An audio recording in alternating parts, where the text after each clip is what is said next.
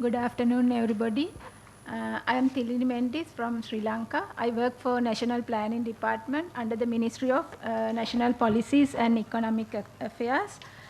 This is what I am going to share with you regarding the SDG implementation in Sri Lanka. So, this coming to the National Development Agenda. We have 3 national plans or policies. This is economic policy statement and public investment program. This is the resource allocation for 3 years development priorities and the blue-green budget for 2018. These are the plans, and these plans are supported by government vision. This is 5 development goals and Vision 2025 as well as Vision 2030, and from the other hand our plans are supported by the UN Agenda 2030. So when the new government came to the power in 2015, this new government came with this 5 development goals plan. This is the 5 development goals are generating 1 million employment opportunities, enhancing income levels, development of rural economies, and ensuring land ownership to rural estate sector, middle class, government employees as well, and creating a wide and strong middle class in the country. And this is our macroeconomic targets at glance, what we are going to reach by 2020. And when coming to the Sri Lanka commitment to 2030 agenda, what we have done so far for achieving 2030 agenda, first we established a separate ministry for sustainable development. It is the Ministry of Sustainable Development and Wildlife. Recently that regional development sector also added to the ministry, and enactment of the Sustainable Development Act in last year, and a ministerial subcommittee was established, and also advisory board were formulated, and especially I have to mention that Presidential Secretariat has set up a new Office of Strategic Development Evaluation, and we mainstream that SDGs to strategic planning process in our country, and we expect to achieve this Agenda 2030 in 3 phases of planning. That is phase 1 from 17 to 20, phase 2 from 20 to 25, and phase 3 from 25 to 30.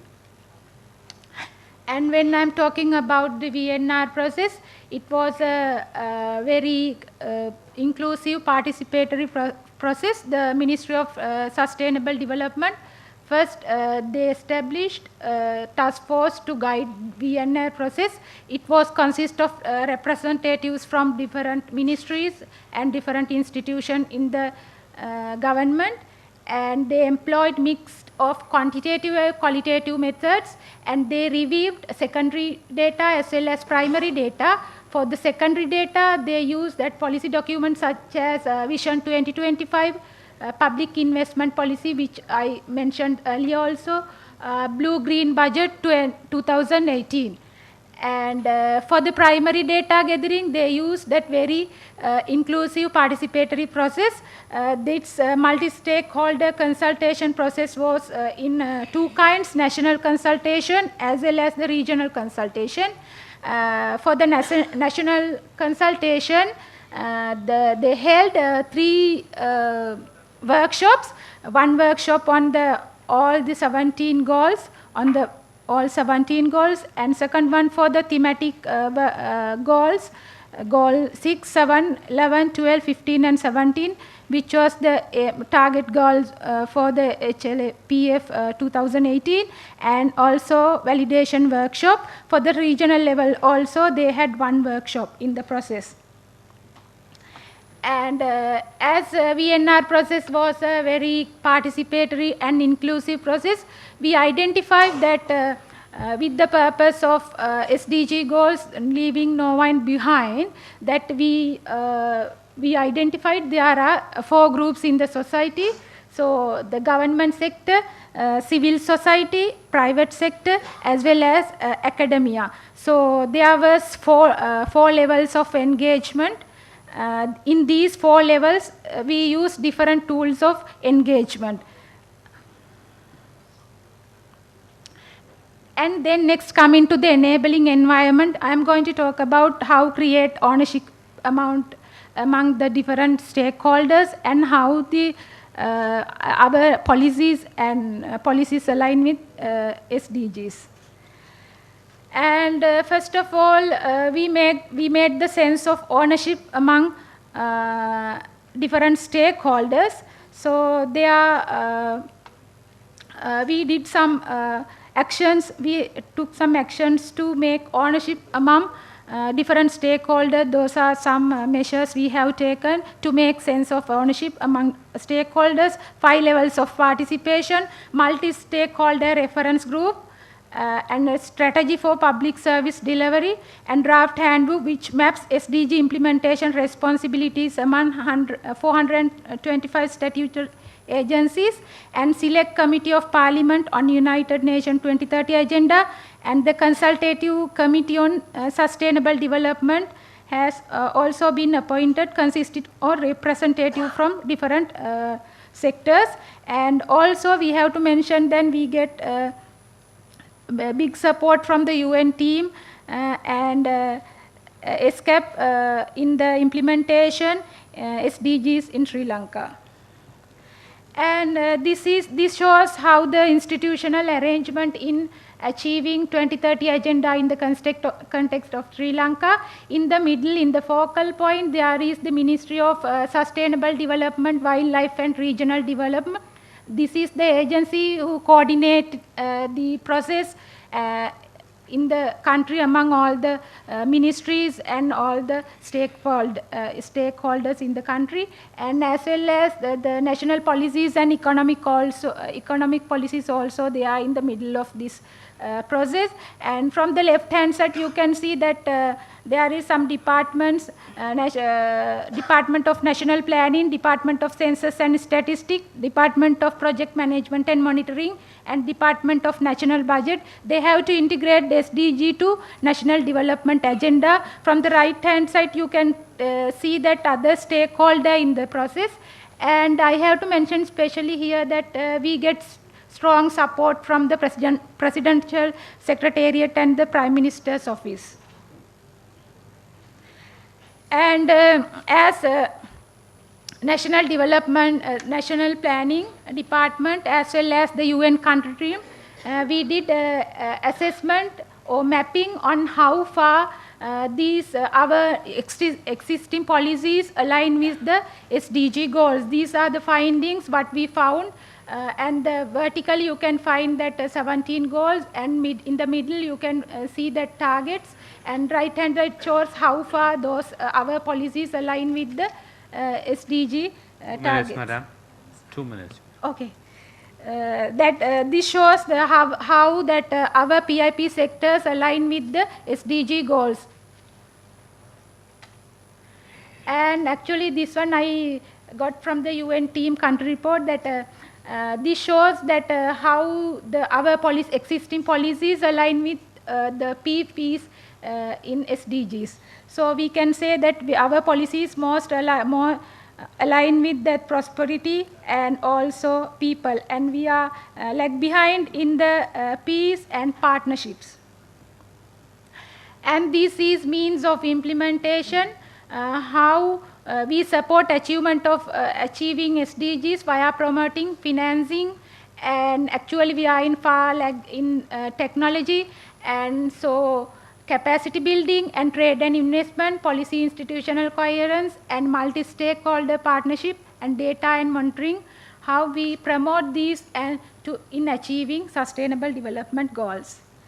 And we have some challenges in respect to localization SDGs. By hearing all of the presentation, I feel that we as South region countries, we all face same, more or less same challenges, and we have poor awareness of SDGs in the main purpose, that is leaving no one behind, lack of inter and intra-coordination among relevant ministries, and absence of indicators, and introduce SDGs at all level of planning with guidelines, and implementation barriers, that poor awareness, and technological barriers as well as financial barriers. And identifying the source of financing is more critical in our country, and challenges in respect to localization of SDGs. And this is what we have to do. And in the new round, that PIP is a rolling plan. We can add changes in the by year. So in the next round of PIP, prepare incorporating new policies in the vision 2025 and 2030.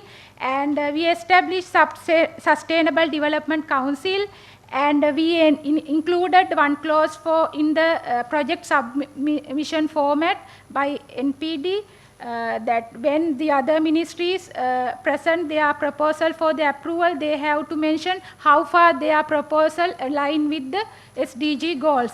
And as well as the National Budget Department, they included one clause in their budget call. And department development of national targets and supporting the scoring process, selection of most crucial and influential targets. And we are in the process of developing digital data platform to monitor the progress. Thank you very much. Thank you very much. Thank you, Madam Tilni Mendes, for highlighting some of the issues which are very important for SDG. I particularly took note of establishment of Ministry of Sustainable Development and Welfare, but also on the alignment between SDGs, national development plans, enabling environment, again, and the challenges and the way forward, which are very similar to many other presentations. Now, I think we have come very close to the presentation part, so I'd like to give the floor to this statement on behalf of the South Asian CSOs, Ms. Saila Sahib. Sorry, Ms. Saila Sahib, yeah.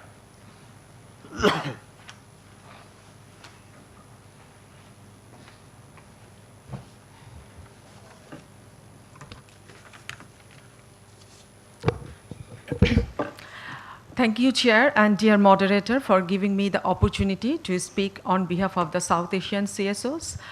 And it was really very critical and inspiring as well to listen to all the government delegations and how all the government in South Asia implementing the SDGs on the ground. So with all your consent, because I'm representing the South and Southwest Asian CSOs here as a sole representative, so I would seek your approval to allow me for 5 minutes to read out our statement. 5 minutes, that's fine. Okay, thank you. So distinguished delegates, the panelists, and my South Asian CSO colleagues and the audience, we are here today actually to address the challenges of empowering people, ensuring inclusiveness and equality in South Asia, which is the theme of HLPF 2019. The complexity of people's lives and realities are reflected in the intersectional nature of the Sustainable Development Goals and how we are aspiring to implement the 2030 Agenda. South Asia is a home to nearly 40% of the world population, yet accounts for less than 10% of world GDP. It is combined with several paradoxes and enigmas, the highest economic growth rates that coexist with the high rates of poverty, inequality, malnutrition, and destruction of natural environment.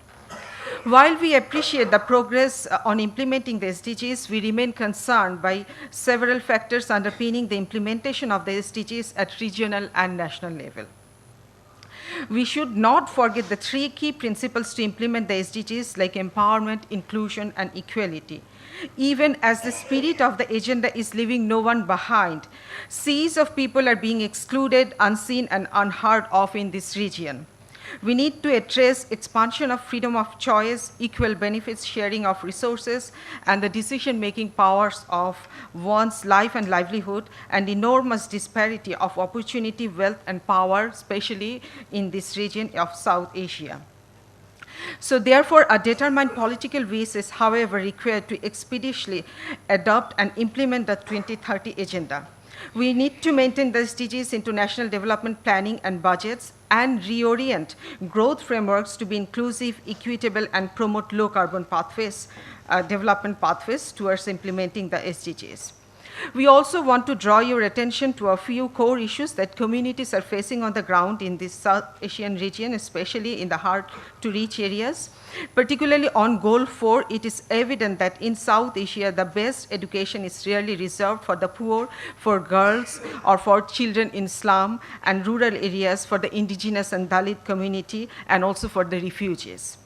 Assessing inequality and exclusion through contextual indicators is prerequisite for decent work and economic growth under Goal 8, and how we can ensure fairness and equal wage in job market, including unemployment.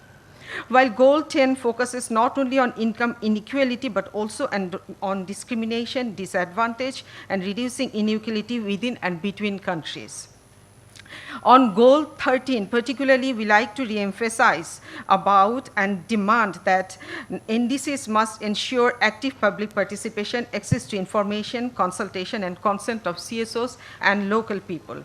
We reiterate our strong opposition to proposals that include agriculture, forests, biodiversity, and other forms of land use in global carbon markets. We also oppose false solutions like carbon capture and storage of geoengineering that undermine the environmental integration